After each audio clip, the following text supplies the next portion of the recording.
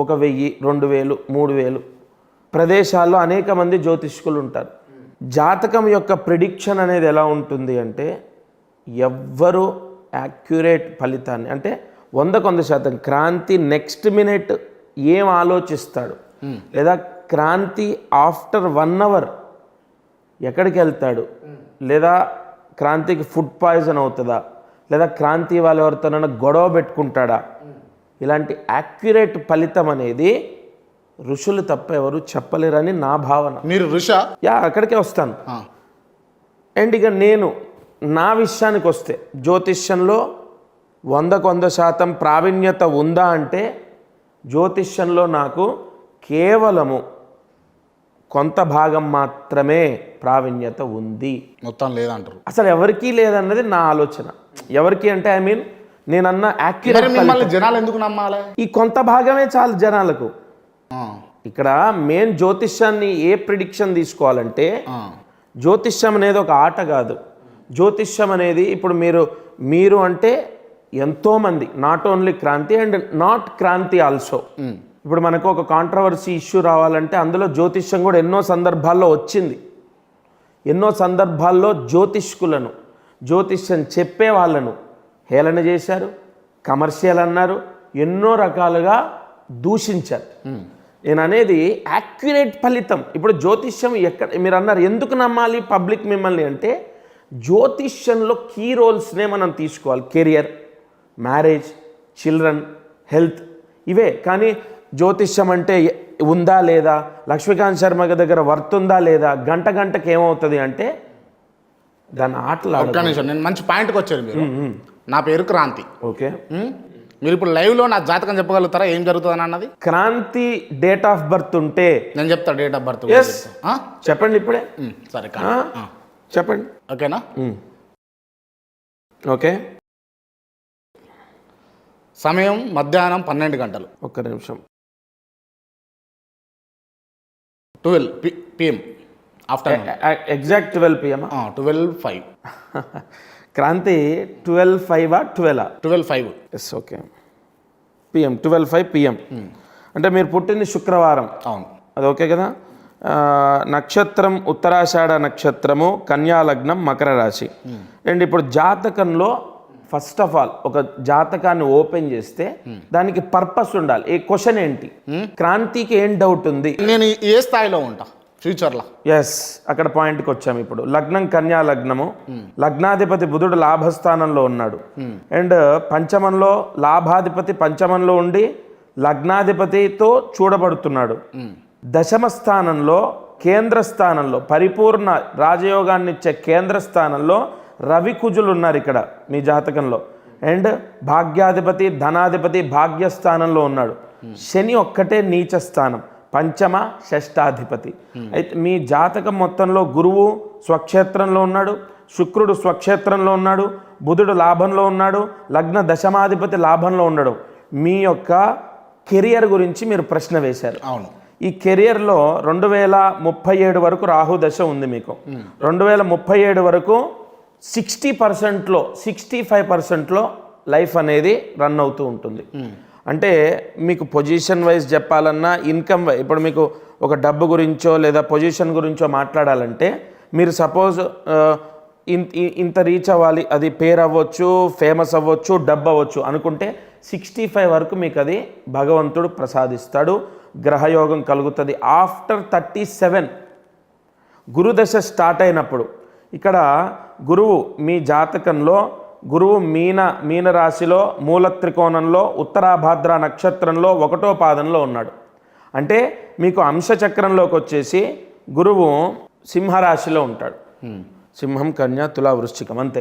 సింహరాశిలో గురువు అంటే ఇక్కడ మీకు అంశచక్రంలో కూడా మిత్రక్షేత్రంలో ఉన్నాడు. సింహరాశ్యాధిపతి ఇక్కడ దశమంలో ఉన్నాడు. గురువు వచ్చిన తర్వాత మీ లైఫ్ చాలా ఎక్స్ట్రాడినరీగా ఉంటుంది.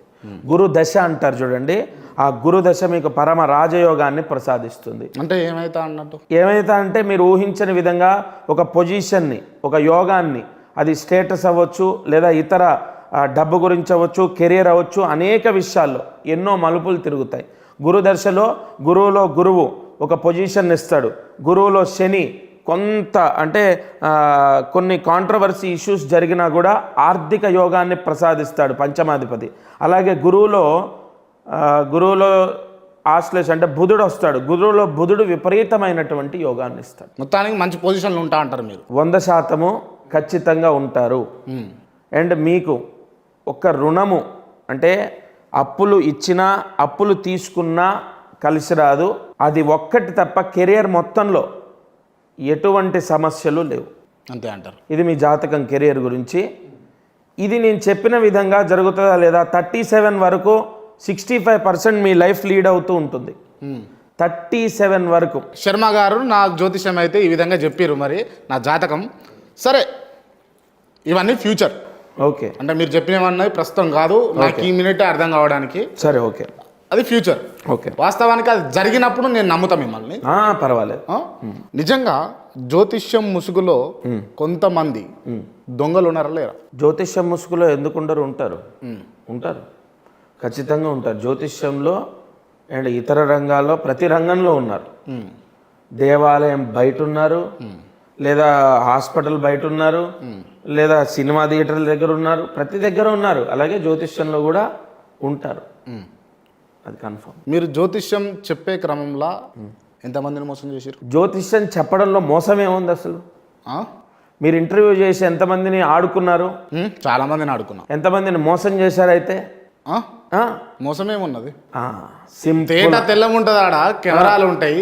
నేనేమో అంటే నేను తెర వెనుక ఆట ఆడే ఆట అంతా. మీరు అడిగిన క్వశ్చన్ కూడా అటువంటిదే. జ్యోతిష్యంలో మోసం ఏముంది? మీరు ఇప్పుడు ఆన్ ద కెమెరా కాబట్టి శర్మ గారు అన్ని నాకు మంచి విషయాలు చెప్పారు. అది కూడా ఎప్పుడు 37, 34, 39 ఇష్యూ చెప్పా కదా. లోన్స్ తీసుకున్నా ఎవరికైనా డబ్బు ఇచ్చినా మీకు నష్టం జరుగుతుంది అని కూడా చెప్పా కదా. వాటికి ప్రతిఫలాలు అడిగితే చెప్పారా మీరు? ఇప్పుడు ఏం ప్రతిఫలం అంటే ప్రాయశ్చిత్తం కావాలి. నువ్వు అడిగితే అన్న క్వశ్చన్ లోనే ఆన్సర్ ఉంది. మీరు అడిగితేనే కదా నేను చెప్పేది. ఎంత తీసుకుంటారు దానికి? ఎంత తీసుకునేది ఏంది? పంతులు మీ ఇంట్లోకి వచ్చి వ్రతం చేస్తే ఎంత తీసుకుంటాడు? మీ ఇంట్లో ఎప్పుడు వ్రతం చేశారా? చేశారు. ఎంత ఇచ్చారు? తోచినంత ఇవ్వండి స్వామి. తోచినంత అంటే మీరు ఎంత ఇచ్చారు? 1000 ఇచ్చారు కదా, అంతే. మేము 4గురితో చేస్తే 4000, 8 మందితో చేస్తే 8000. ఫిక్స్డ్ రేట్లు ఎందుకు పెట్టుకోరు మీరు? ఫిక్స్డ్ రేట్లు ఏముండవు. తోచినంత అంటే 1000 ఎందుకు ఇచ్చారు? 2000 ఇవ్వచ్చుగా. నా దగ్గర అంతే ఉంది కాబట్టి. అలాగే ఇక్కడ కూడా ఈ జ్యోతిష్య పరంగా ఫలానా ఈ రెమెడీ అన్నది మీరు అందులోనే ఆన్సర్ ఇచ్చారు. ఏంటి? అడిగితే. నీ అంతలు నువ్వు వచ్చి అడిగితే అంటే అడిగేటట్టు చేసేదే మీరు అంట. నేను అంటే అట్లా కాదు క్రాంతి. మీరు మీ అంతలో మీరు వచ్చి మీకు సమస్య ఉందన్నప్పుడు రెమెడీ చెప్పమని అడిగితే దానికి సంబంధించిన రెమెడీ చెప్పినా పాపమే, చెప్పకపోయినా. నేను ఒక విషయం అడగనా? మీరు ఎవరు అసలు? మీరెవరు? నేనెవరు అంటే ఆ క్వశ్చన్ అంటే నేను ఎవరు అంటే పర్ఫెక్ట్ క్వశ్చన్. మీరు చెప్పడానికి మీరెవరు? జ్యోతిష్యాలు చెప్పడానికి మీరెవరు? ఇంటర్వ్యూ చేయడానికి మీరెవరు? ఇంటర్వ్యూ చేయడానికి మీరెవరు? జర్నలిస్ట్ నేను చేస్తా. పంతులుగా, ఒక బ్రాహ్మడిగా, ఈ యొక్క పలానా ఈ యొక్క విద్యను నేర్చుకున్న వాడిగా నేను జ్యోతిష్యం చెప్తున్నాను. నా వృత్తిపరంగా నేను చేస్తున్నాను. ఎవరు అంటే అసలు అది ఏమన్నా క్వశ్చనేనా? క్వశ్చన్ కాదంటారా? 100% కాదు. ఎందుకు? ఎలా అవుతుంది క్వశ్చన్ అది? అంటే ఇడ్లీ ఇప్పుడు నా ఇంటి పక్కన టిఫిన్ సెంటర్ ఉంది. అసలు ఇడ్లీలు చేయడానికి నువ్వెవరు? ఆ టిఫిన్లు అమ్ముకోవడానికి నువ్వెవరు? బాగుంది శర్మ గారు. 5 రూపాయలకు ఓకే, బాగుంది మీరు అనే విషయం. కానీ నేను అనేది ఏంటంటే పర్టికులర్గా ఇప్పుడు శర్మ గారిని కాంట్రవర్సీ చేసి మొత్తము అంటే అగమగం చేసి నాకు 50 లక్షలు ఇయ్యి లేకపోతే 1 కోటి రూపాయలు ఇయ్యి ఇది ప్లే చెయ్యా అని అంటే నా వృత్తికి నేను మోసం చేసినట్టు. అర్థమవుతుందా? ఓకే. ఇప్పుడు నేను తాఫీగా అడిగినా, నాకున్న సందేహాలన్నీ అడిగినా, ప్రజల నుంచి వచ్చిన సందేహాలన్నీ అడిగినా, మీ గురించి ప్రజలు ఏమనుకుంటున్నారో మీ దృష్టికి తీసుకొచ్చే ప్రయత్నం చేస్తున్నా. అసలు ఎక్కడ ఉన్నట్టు ప్లే చేస్తున్నా. దీనికి ఏముండదు, క్లిస్టర్ క్లియర్ ఉంటుంది, ఎటువంటి ఇబ్బంది లేదు. ఇదే విషయాన్ని నేను మీ లోగుట్టు బయట పెడతా అని చెప్పి మీ దగ్గర డిమాండ్ చేస్తే నా వృత్తికి నేను చేస్తున్నట్టు ద్రోహం, మోసం. ఇప్పుడు అట్ ద సేమ్ టైం మీరు కూడా మీ వృత్తికి మీ వృత్తి మీది, నేనేమంటలేను. కానీ మీరు తప్పులు చేసి అంటే అవతలోడిది ఒక మీరే ప్రాబ్లం క్రియేట్ చేసి, మీరే సొల్యూషన్ క్రియేట్ చేసి మీరు వాళ్ళ నుండి డబ్బులు గుంజే ప్రయత్నం చేస్తారంటే మీరు ఏమంటారు? క్రాంతితో వాంటెడ్గా నేను ఇంటర్వ్యూ చేయించుకుంటున్నా అంటే మీరేమంటారు? ఎవరు? నేను నేను అవునంట. నేను వాంటెడ్గా చేయించుకుంటున్నానా? వాస్తవానికి కాదు, నేనే పిలిస్తే మీరు వచ్చారు కానీ కదా. అట్లాగే జ్యోతిష్యంలో వాంటెడ్ గా వాళ్ళని పిలిచి వాళ్ళకి సమస్య, అసలు ఆ క్వశ్చన్ లోనే అసలు అది అంటే ఆ క్వశ్చన్ కరెక్ట్ కాదని అంటాను. ఎలానో తెలుసా? నీకు వచ్చే సమస్య నేను ఎలా క్రియేట్ చేస్తే, ఎక్కడో ఛత్తీస్గఢ్ లో ఉన్న ఆయన వచ్చాడు మొన్న, ఆయన ఎవరో నాకు తెలియదు, ట్రాన్స్లేటర్ ని పెట్టుకొని, నేను హిందీ కూడా నాకు పర్ఫెక్ట్ రాకపోతే ట్రాన్స్లేటర్ ని పెట్టుకొని జాతకం చెప్పా. నేను ఛత్తీస్గఢ్ లో జ్యోతిష్కులు లేరా, వాళ్ళకి సక్సెస్ అయిందని పంపిస్తే నా దగ్గరకు వచ్చారు.